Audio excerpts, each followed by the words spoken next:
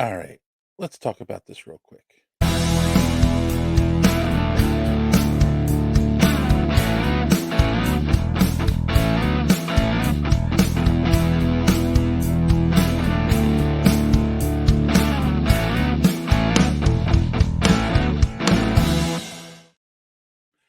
Hey, everybody, and welcome to another Superhero Speak rant. I am your host, Dave. And yeah, I kind of want to talk about this a little bit. Oh, sorry, it's early in the morning for me. Um, so it's been recently brought up that Robert Downey Jr. said in an interview that he would love to return to the role of Tony Stark, Iron Man. And this brought up a lot of comments, particularly around the concept of stakes. In fact, this has been going on for a while with the multiverse saga that is currently going on in the MCU, saying, well, if a hero dies and you can just pull an alternate version of them out of another universe, what are the stakes? What are the stakes? I thought this was an interesting thing to think about. And I know a lot of people watching this are probably comic book fans and they'll understand what I'm saying. And some of you are maybe just fans of the MCU and aren't going to get it. But I want to remind people these are comic book movies. There are no permanent deaths. There are no stakes. This is comic books. Yeah, and you're going to argument. Well, you're going to argue these are the movies, not the comics, and it's like, but that's what the source material says. If you want to be true to source material, yeah.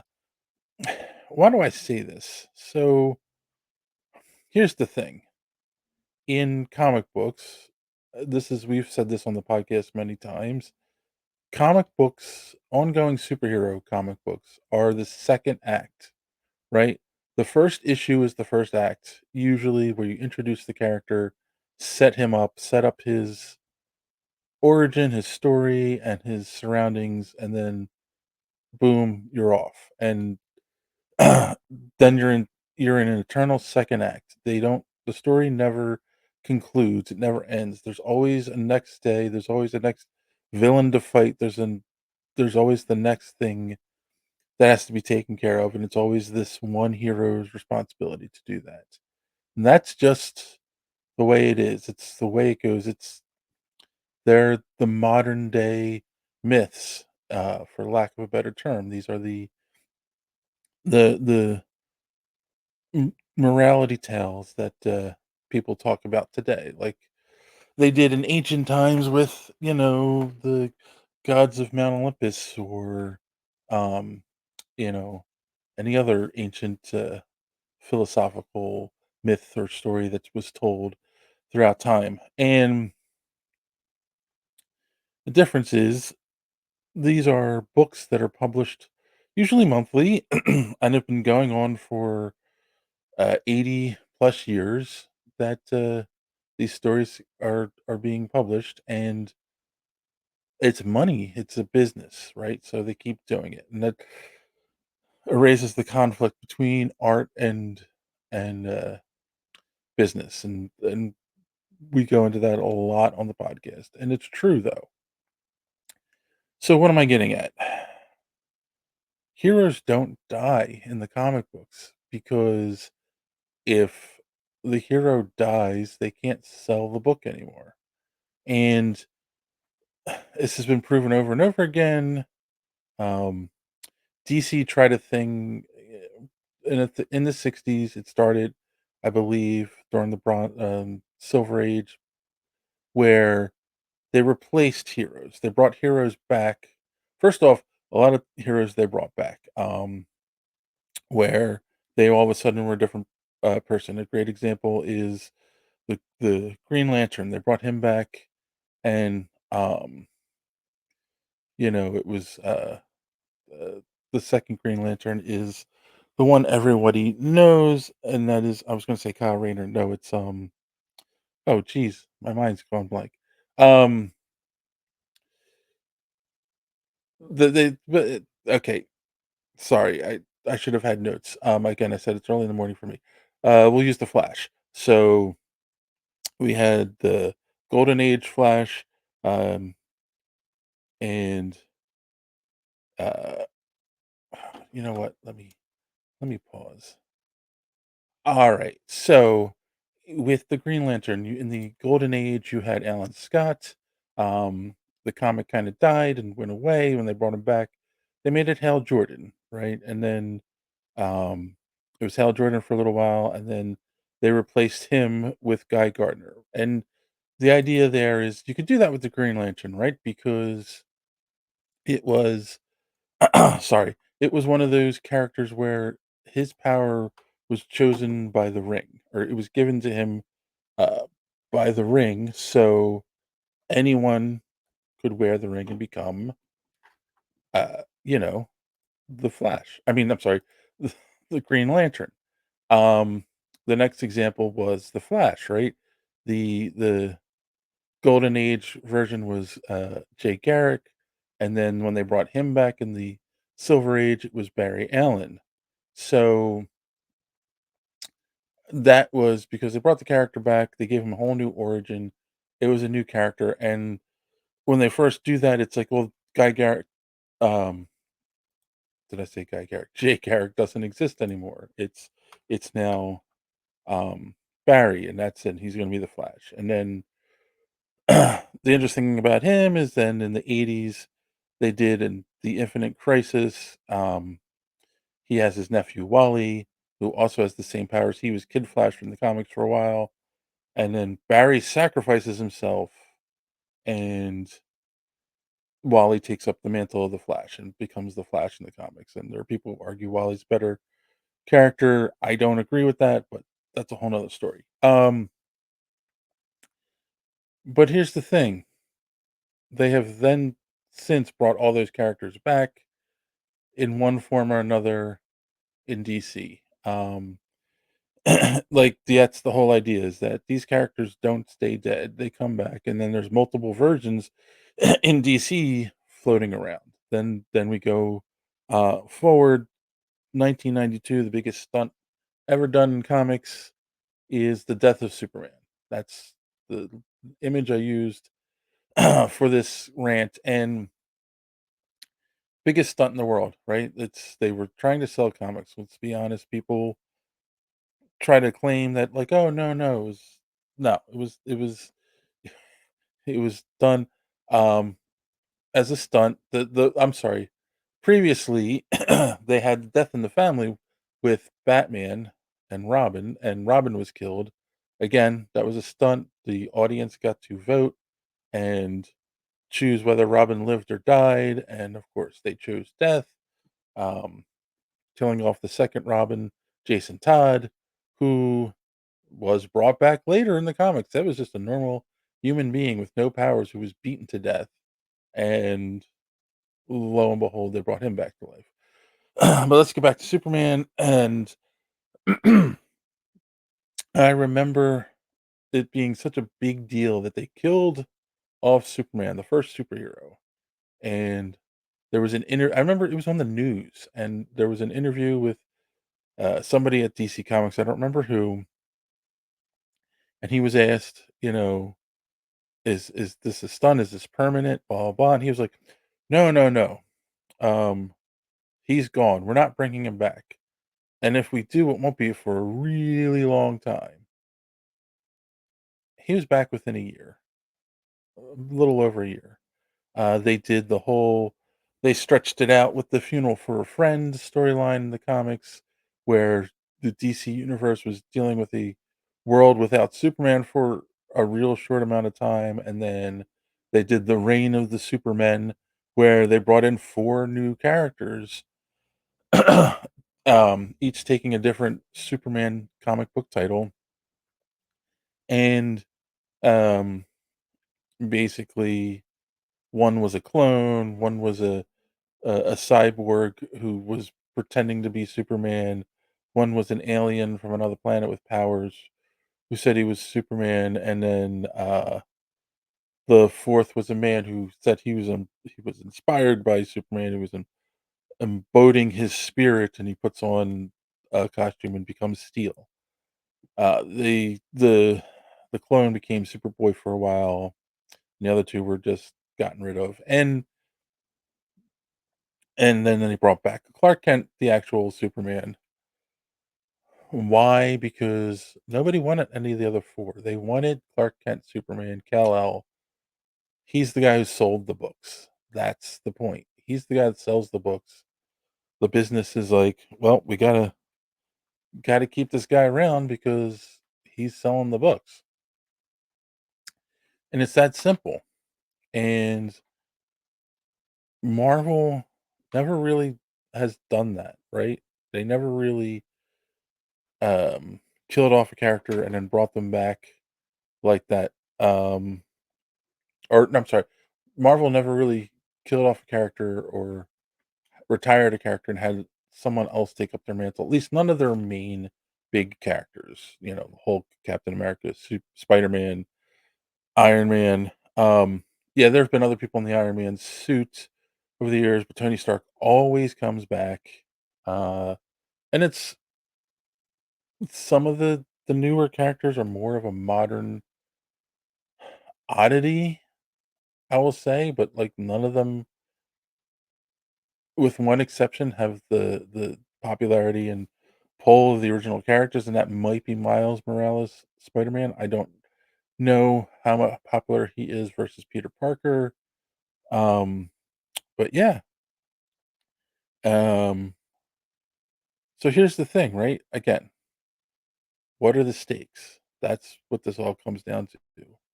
The stakes in a superhero story aren't supposed to be whether or not the hero is going to die. The stakes are whether or not he can save whoever he's trying to save. He's trying to save a person, he's trying to save the city, he's trying to save the planet, he's trying to save the universe. And in these movies, we've kept elevating the stakes from saving themselves in the first Iron Man movie, saving a city, and it keeps getting higher until we got Endgame, right? And I think that's where a lot of the problems come in, is that movie, is Endgame. Was it a cool spectacular to see all the heroes together and fighting and then, uh, defeating Thanos? Yeah, but I'm gonna say something here, and I think people are gonna maybe get upset. The more I look back on it, I'm not a fan of Endgame. Not a fan of what it did to the MCU, and I'm not a fan of the story in general. I feel the whole, let's create the concept of time travel where no matter what you do in the past, it doesn't affect anything, so that they didn't erase the Infinity War movie, and then let's also have the stones be destroyed so they can't get the stones and just fix the problem. It's so they have to have this time heist thing. Like, yeah, it's a cool concept in a way, but it's a cheap movie. It's a cheap stunt movie when you really think about it. That was designed to make a lot of money, and that's exactly what it did. But here's the thing that it really did that hurt the MCU is it feels like a bookend. It feels like the final chapter, the 3rd act. It's the end of the story, and you don't have that in comic books. You don't have an end of the story. It always continues. So, now we're stuck with a mainstream audience who aren't comic book fans who have said, "The story's over. It ended. I saw Iron Man die. I saw Tony Stark give up his life to save the universe." And yeah, um, that's that's a big problem, I think, in the long run. That um, this concept that Tony's gone and the universe was saved, and that's it. And like now, people aren't going to see the movies because the character's not there anymore. The draw is gone. And um so how do I wrap this up? People that have been comic book fans their whole life, they're used to this. The the story goes on, the characters come back. People who are just casual fans who are like the movies think it's a cheap trick, but that's the whole thing. Endgame itself was a cheap trick to get you to go see, "Oh my god, how does it end?" And it doesn't end, right? Because they kept going. There's been quite a few movies since then that have made money, except for maybe the Marvels, but and where do we go from here? And I think, like, we talked about this on the podcast a little bit, if Tony comes back, if Robert Downey Jr. came back for one movie, it would be another trick. It would boost the movie up, but then that would be it. And, um, if he came back if he wasn't in anymore after that, I think it would hurt him again, and that people would see it as the dirty trick it is.